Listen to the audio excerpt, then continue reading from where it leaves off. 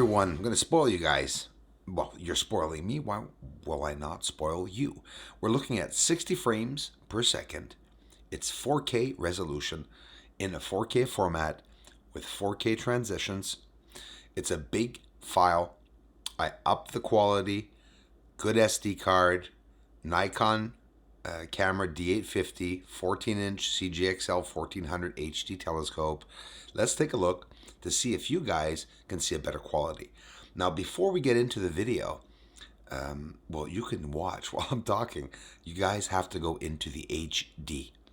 Underneath the video before starting it, you have to go into the HD and up the quality to the highest that you see. If you see only 300p or 720p, it doesn't matter. Just click the highest quality. You will get a better image than if I was uploading the videos in a smaller format. It takes a long time. They're big files to upload. I'm working on my cable here, and I have a surprise box coming very soon to the house. It's going to boost my, capability to upload. So without any time wasted, let's get some music up. Enjoy the surface. Let me know what you think. We'll be doing tests all week.